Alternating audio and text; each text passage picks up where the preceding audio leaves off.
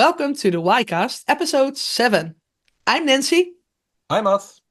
And we are the hosts of the only podcast about a hacker camp in the world.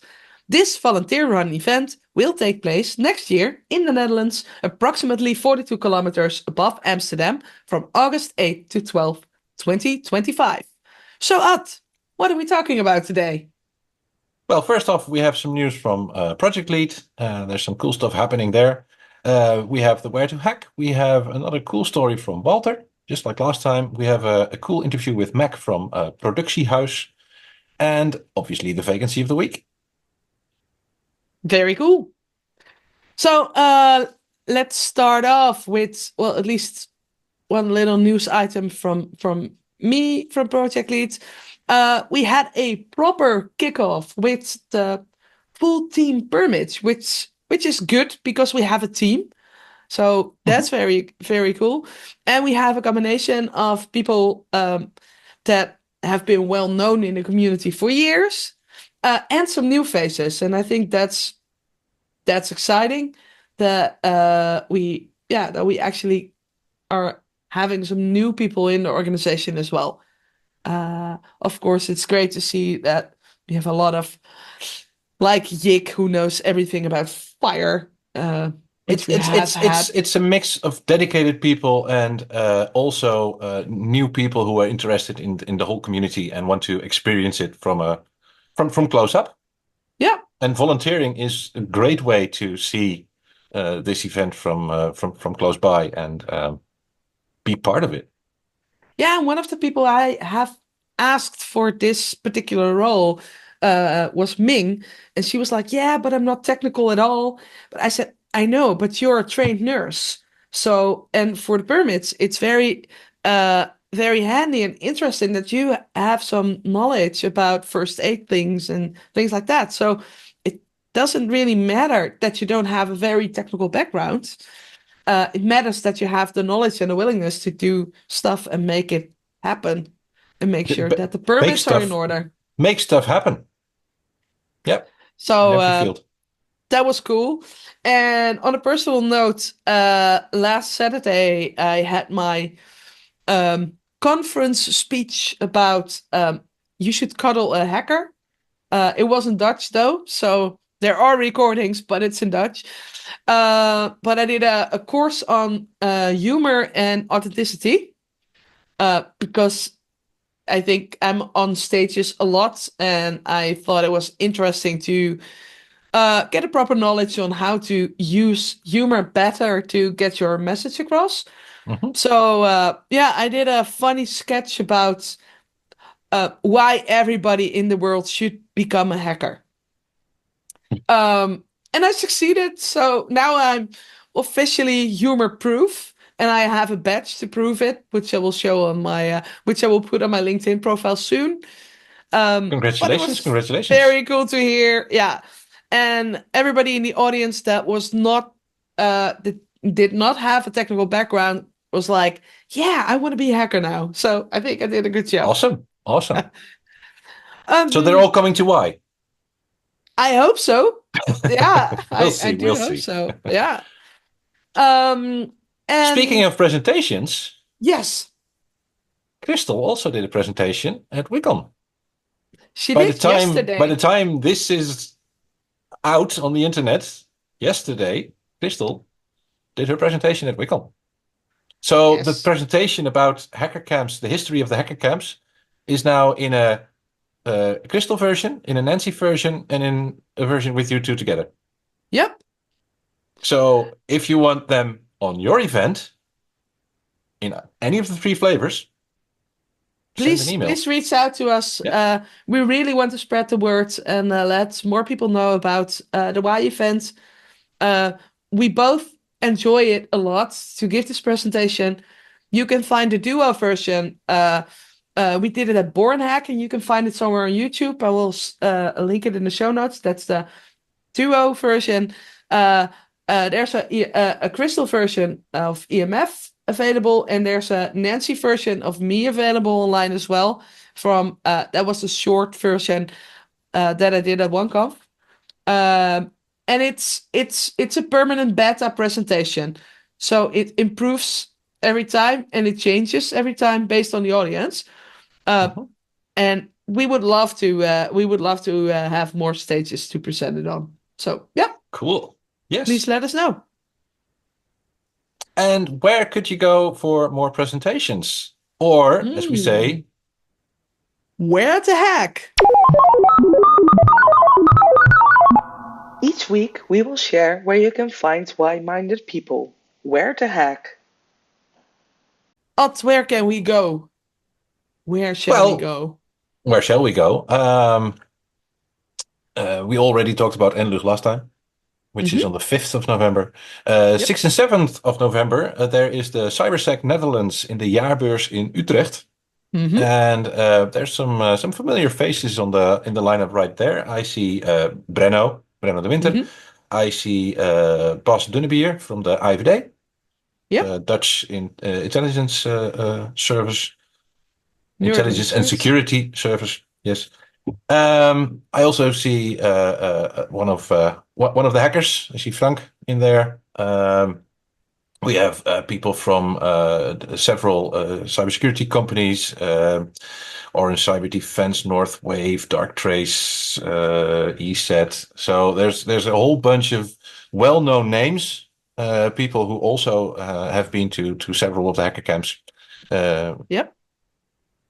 They are there. So why-minded people, although with a suit. It is a bit of a bobo party, so to speak. But I heard from Marika, one of the PL people, Pindakaas, that she is also going to be there with WHYday. The Dutch Institute that was Vulnerability very Disclosure. Dutch pronunciation, huh? Yeah. Yeah. It's the Dutch Institute, so it's fine. It's a Dutch Institute of Vulnerabilities. And she will probably, we will do some guerrilla marketing for Y as well there. So just look for the banner. I guess now it's time to dive into a little bit of history again. Yes, we have another story by Walter about hacking in progress, the camp from 1997. So the 80s hacker is having a crossover with the history lesson. Yes. Perfect. Let's listen to Walter.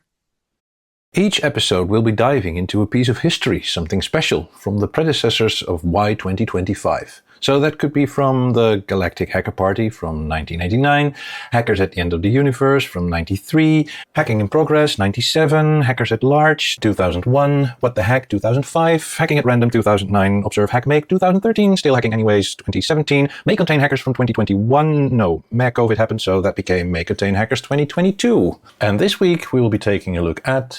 So it's time for another story with Walter, with our 80s hacker. And Walter, which camp do you have for us today?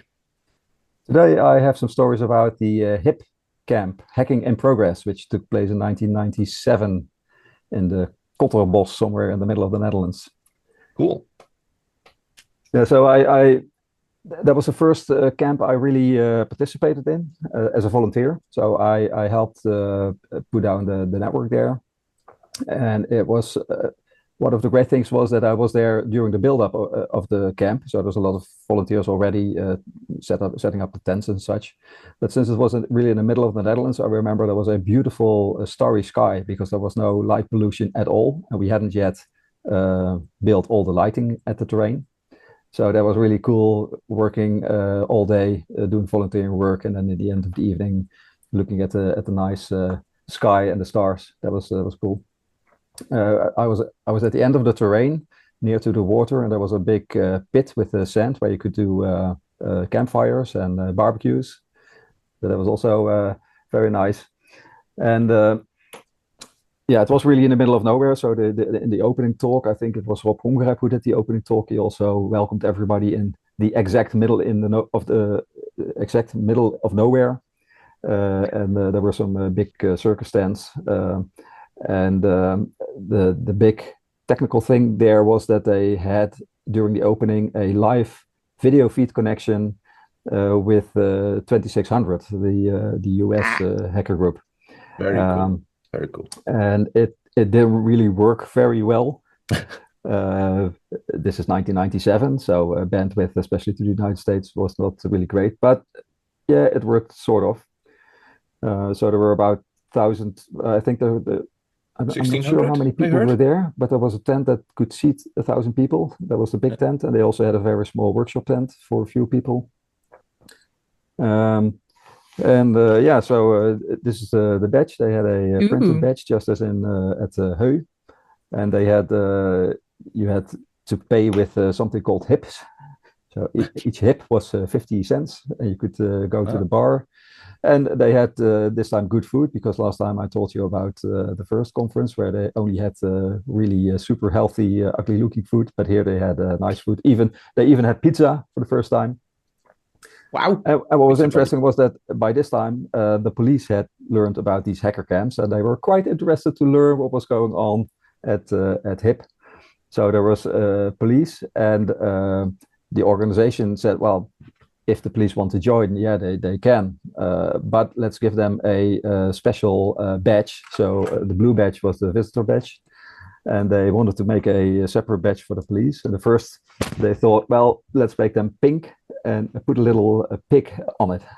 That might be nice way to recognize the police. But they decided, well, that maybe is a bit over the top. So they got an orange badge. But of course, there were also some policemen that were there not in their duty, so they were just having a regular badge. So you'd still wouldn't know who was the police or who wasn't. And then there were also a lot of people who were there at the camp who thought, oh, this is nice. We'll also create a orange badge. So people were creating police badges for themselves.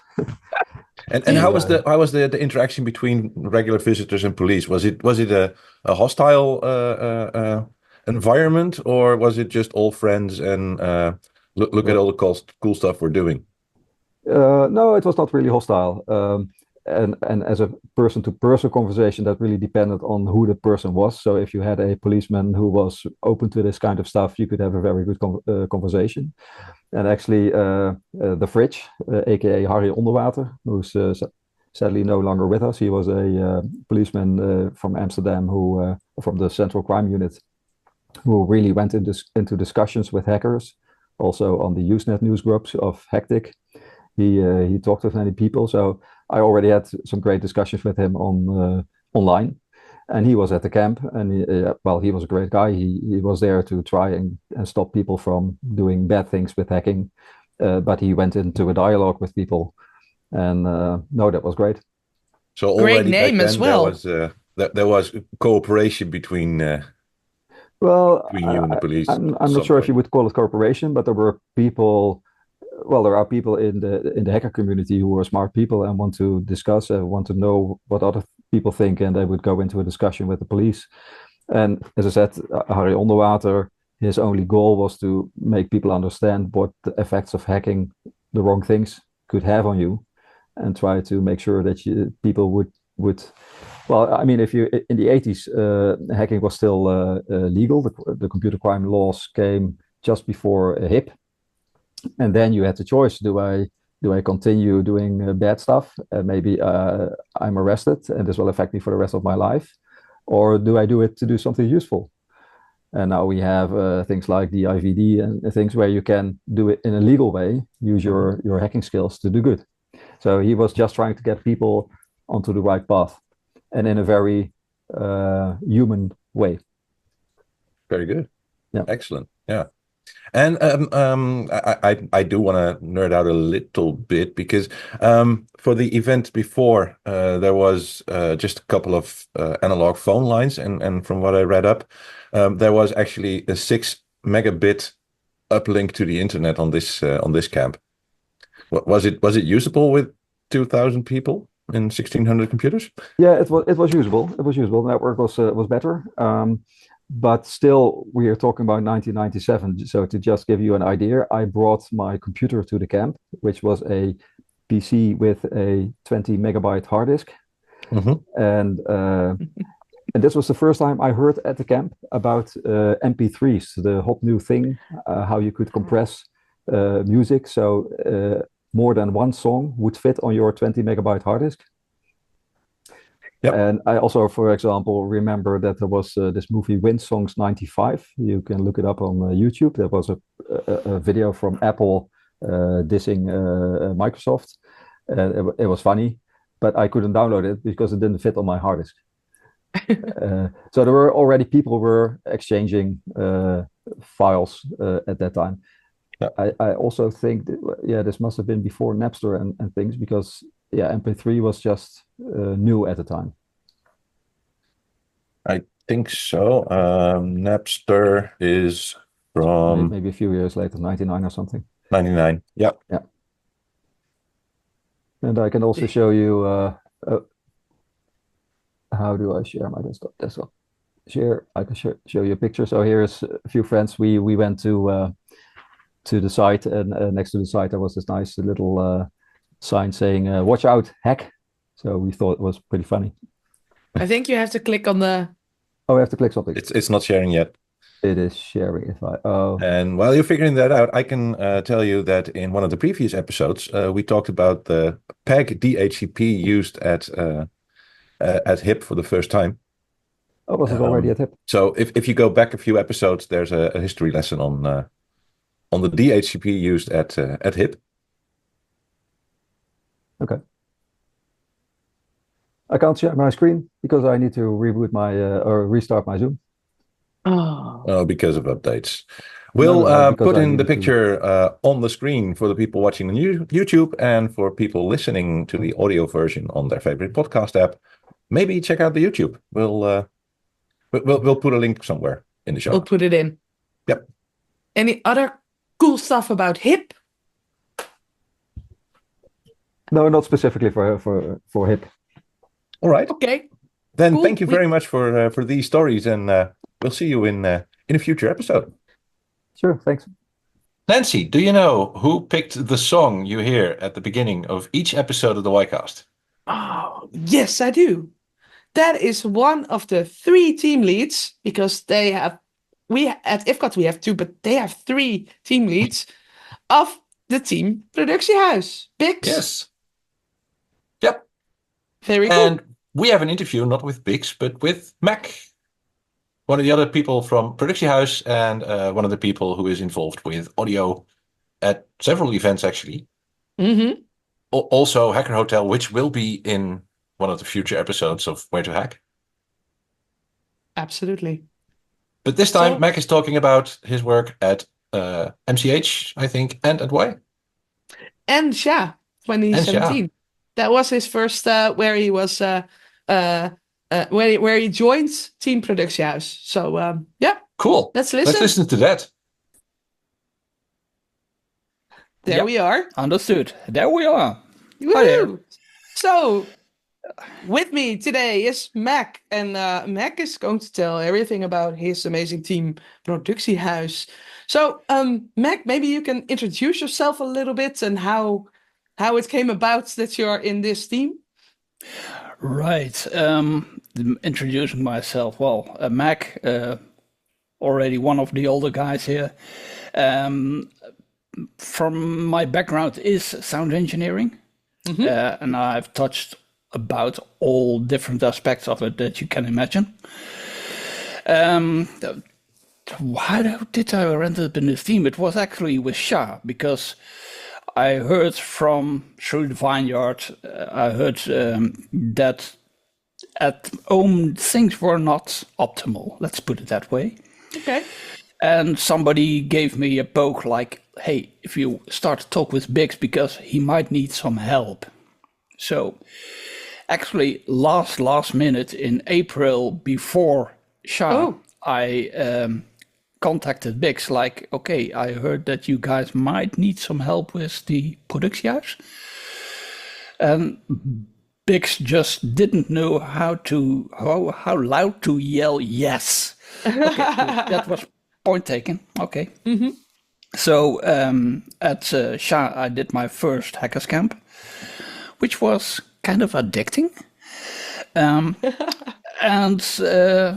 well, from there on, I mean, Productiehuis is actually a funny group, because we're pretty dedicated to a monomatic almost to one goal, and it's taking care that everything on the stages is running smoothly on audio, video, and that the streaming and the later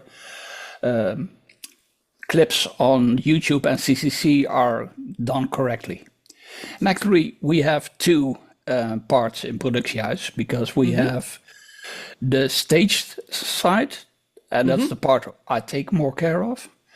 And then we've got the video side, which is with the unbelievably welcome help from the people from C3 VOC, the video people from Germany.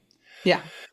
I can't praise those guys enough, because that team is absolutely fabulous. And Big shout out to the video team. And Bix is more the liaison between Productiehuis and the C3 VOC. But those bunch are wonderful. Very cool. So, and together we are pretty professional, actually. So that's something I'm proud of. Not that we we don't make our mistakes, because there are plenty always. Of course, yeah. But we work our way through it. So and we can look at a lot of, well, actually almost all the talks of the last couple of camps online, right? So that's just amazing. That's awesome. It's a treasure trove of knowledge and cool talks true. and mind-provoking stuff that is going on and is kept for hopefully eternity. Yeah. Oh, a long time. I mean, a long time at least. Very long. Eternity is a bit long. It's always a challenge to archive those things in a proper way. But the fact that it's now already in 2 places is already a pre. It is. Yeah. So we're going to proceed on that level. And for this year, because every year we try to do something weird and special and new. So the first year we had the LED screens, which was not a complete success, but interesting and at the same time helpful, because it gave us the possibility to give good pictures in bright sunlight. So if the tent was not completely blacked out, darkened out, we still could get a good picture. But the quality of the LEDs was not good enough yet. So last edition we switched over to normal screens and beamers, which was also not a complete success. So this time we're going back to LED screens, but we're going to run a few tests first. So that will be improve the stuff. And it's also closely intertwined with the teams that is taking care of tents. So at least the tents are also dark enough to...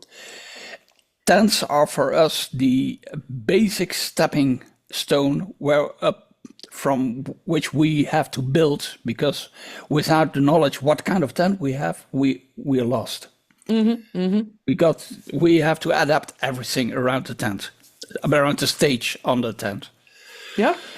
So special things for this edition, because at MCH we had a very weird speaker system that we had to test there, which was fun, but also a one-off.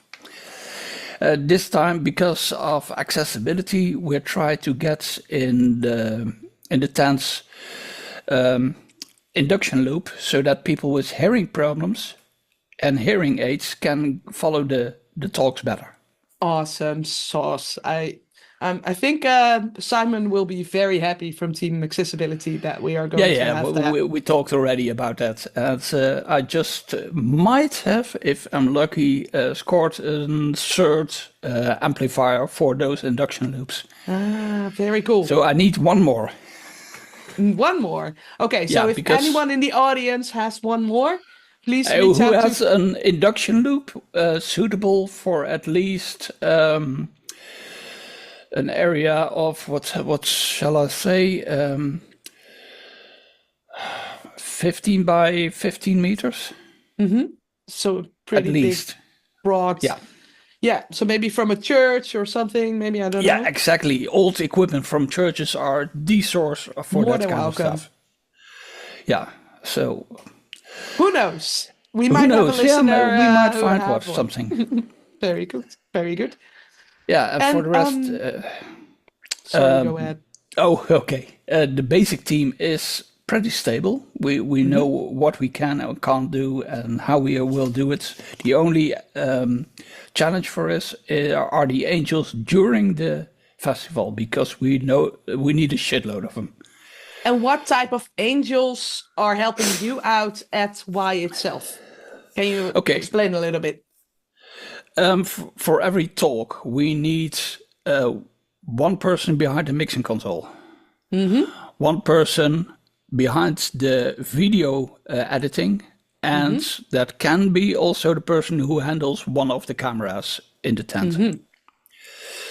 And then we might need a signal angel also, who checks the things on the chat, because everything is streamed live, so we get questions from the chat and relays those to the speaker. Haha. So That's 3 to 4 people per talk. At least. Yeah, At least. Now I've got to check. I'm going to switch for a short moment to... wait. In the meantime, I can give a tip that Ad already gave in an earlier episode. He told me, okay, I just went angeling to talks that I wanted to see anyways. So if I'm interested in the talk and you know how to push a button, basically, because that's for some of the roles more than enough knowledge to have. Exactly. If you know how to push a button, you can be a production house angel, and you can see the talk, and you are helping out the festival itself for the recording, basically. Yeah, exactly. I've got to go to the wiki for a second, and let me look. Productiehuis. I should have prepared this. Okay. You seem well prepared. It's fine. Let's see what we need. Stage responsible. So that might be one of our internal team. We need audio mixer, video mixer, maybe an extra camera operator, and a signal angel. So that are 12 angels a day. So per tent. So that's a lot of people.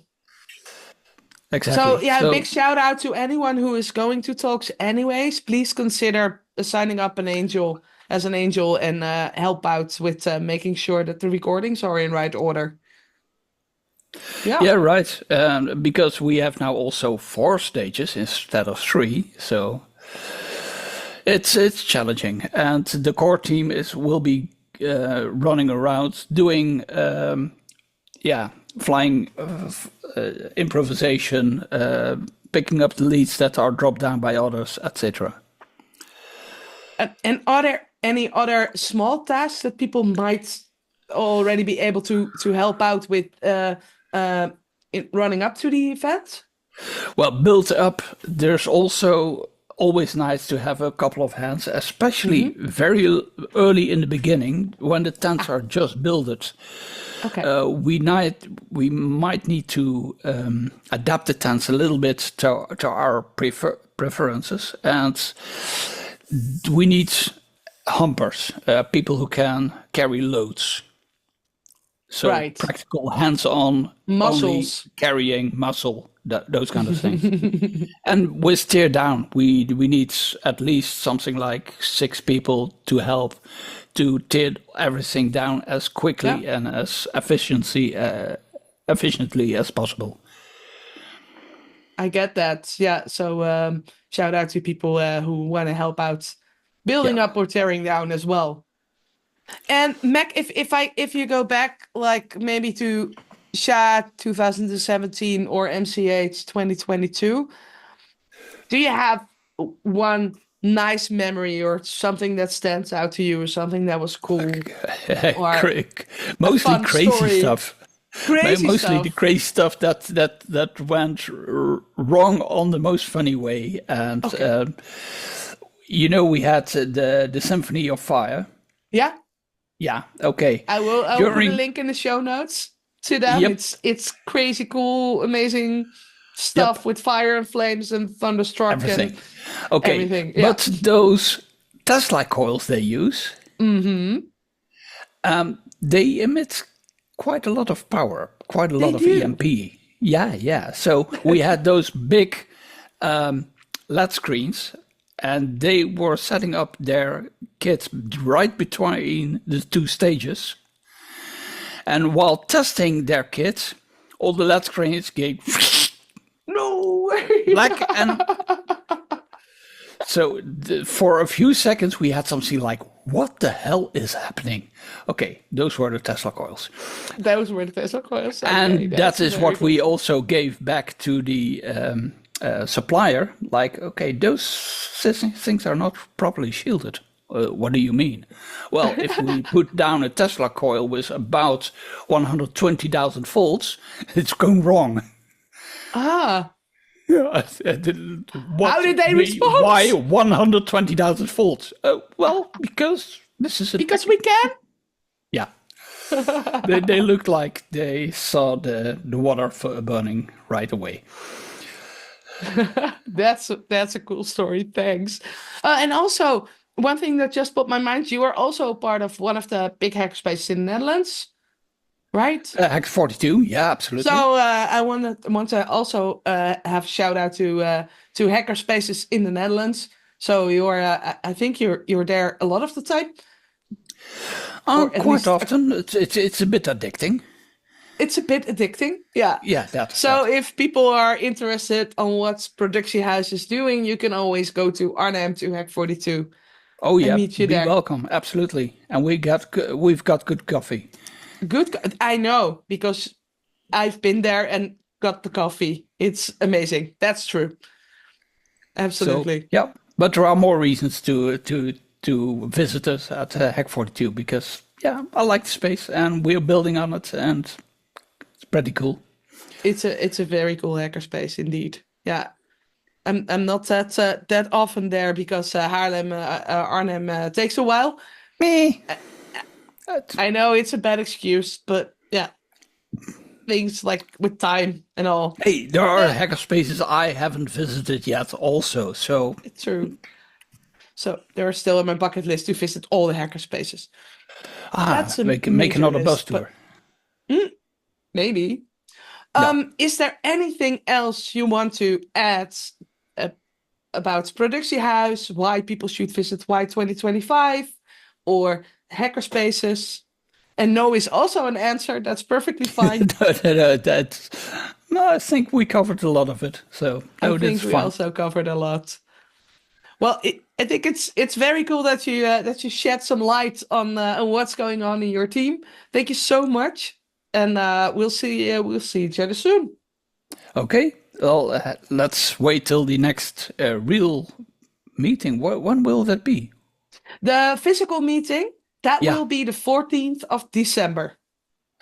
Okay. And you know already in place? I don't know yet. No. So will be announced soon. A challenge. Okay, good. Perfect. Thank you. Take care. I guess based on everything that Mack told us, it's a good idea to look at the vacancy of the week because a lot of angels are needed. I looked it up at the wiki based on what he was saying, and it says they will have, with Team Production House, 212 shifts per day for angels. Wow, that is a lot. So I guess that means that we will need a lot of support in finding those angels and helping them finding their way before camp and during the camp. Yeah. So I guess team volunteers could still use your help to help other people understand what angeling means. Yep. Because to be honest, the very first time I went to a hacker camp, I wasn't aware that there was something like an angel system. So that needs to be explained to new people over and over and over again. And we need people for that. Yeah. So please do reach out to team volunteers to become a volunteer. So Ad, do we have responses, feedback, or questions from our listeners? We did get an email from someone, and he asks if there are at why hackers or hacker groups, projects, individuals who are currently embarking on a project for the greater good, social initiatives. We've seen things like the Digital City, DDS. We had the Commission voor Wij vertrouwen stemcomputers niet, which was about the voting computers and all the problems with those.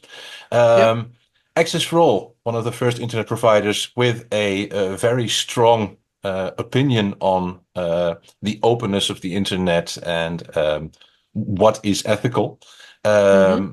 Obviously, the WHYday, the Dutch Institute for Vulnerability Disclosure, we mentioned earlier, for a safer internet and a safer the Netherlands. Yep. And we also have the Bits of Freedom and right to repair movements. There's initiatives to help people who are stuck between a rock and a hard place, be it through war or financial problems. Are there any people who are coming to Why with initiatives like that?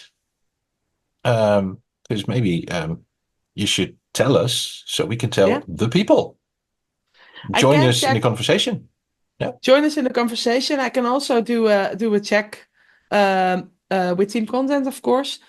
I also like things like 3D printing of like medical aid stuff, or that's also pretty cool.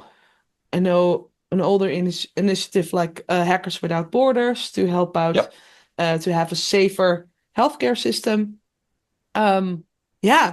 So if anyone knows of very cool projects with that are good for a greater good or a greater cause, please let us know.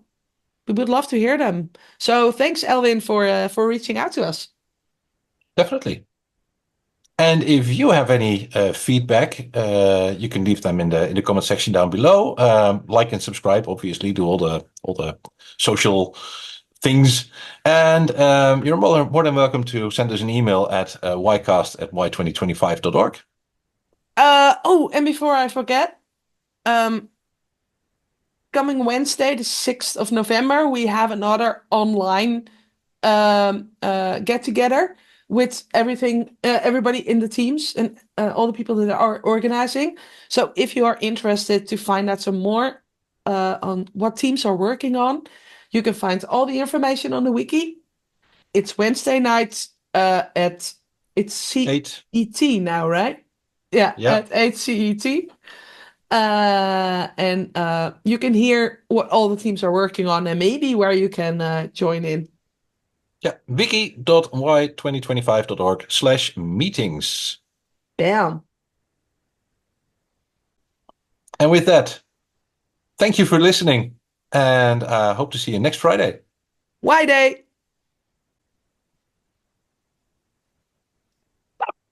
Zo. Hatsa. Hatsa. Stop.